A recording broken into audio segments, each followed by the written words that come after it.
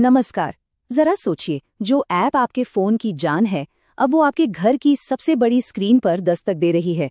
जी हाँ, बात हो रही है इंस्टाग्राम की।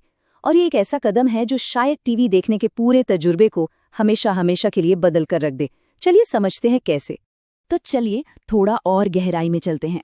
इंस्टाग्राम अब सिर्फ फोन की छोटी स्क्रीन तक सिमटकर नहीं रहना चाहता। अब इसकी नजर है आपके लिविंग रूम पर, जहां रील्स की सीधी टक्कर होगी यूट्यूब जैसे महारथी से। ये एक बिल्कुल नई जंग की शुरुआत है। सोच कर देखिए, जो स्क्रॉलिंग अभी तक अकेले में होती थी ना, अब वो पूरे परिवार के साथ सोफे पर बैठकर होगी। इंस्टाग्राम का मकसद सिर्फ एक ऐप बनाना नहीं है, बल्कि एक ऐसा एक्सपीरियंस देना है जिसे सब साथ मिलकर एंजॉय कर सकें। ये पर्सनल एंटरटेनमेंट को एक तरह से सोशल एंटरटेनमेंट बनाने की जबरदस्त कोशिश है। लेकिन यहाँ पर एक बहुत बड़ा सवाल खड़ा होता है। एक वर्टिकल ऐप, मतलब फोन के लिए बनी ऐप, उसे टीवी की चौड़ी हॉरिजॉन्टल स्क्रीन पर कैसे फिट करेंगे? क्या ये देखने में अजीब नहीं लगेगा? इंस्टाग्राम ने इस चुनौती का क्या तोड़ निकाला है, आइए देखते हैं। और ये सब कुछ ना बहुत ही तेजी से हो रहा है।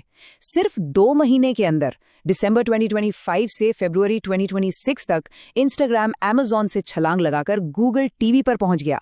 ये स्पीड साफ साफ दिखाती है कि मेटा इस खेल को जीतने के लिए कितना ज्यादा सीरियस है। समझिए, ये सिर्फ एक नया फीचर नहीं है, ये दर्शकों का ध्यान खींचने और अरबों खरबों डॉलर के एडवर्टाइजिंग मार्केट पर कब्जा करने के लिए एक बहुत बड़ी जंग है। और इस जंग का मैदान है हमारा आपका लिविंग रूम। अब देखिए, इस जंग में हर खिलाड़ी की अपनी अलग चाल है।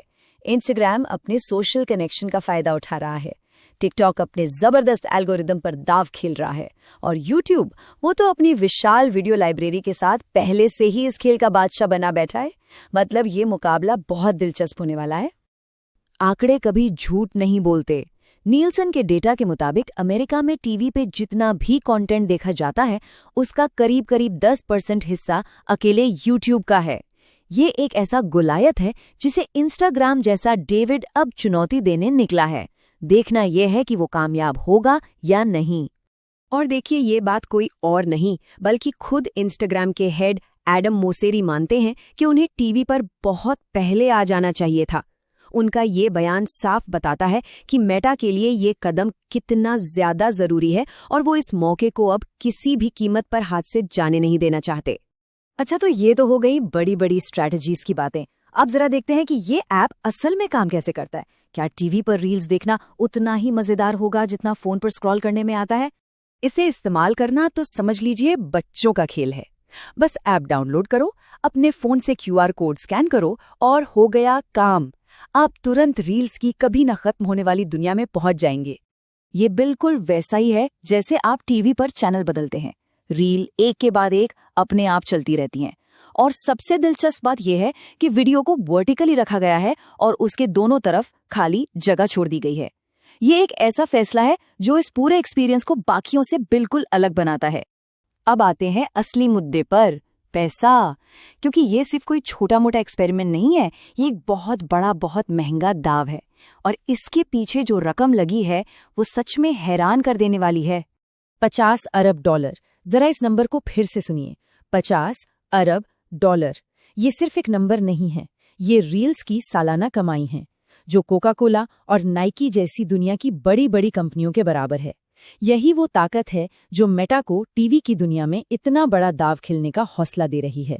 और इस जबरदस्त कामयाबी के पीछे का राज क्या है? वो है AI। मार्क ज़करबर्ग खुद कहते हैं कि उनका AI सिस्टम ठीक वही दिखाता है जो कोई देखना चाहता है, और इसीलिए तो घंटों स्क्रॉलिंग चलती रहती है।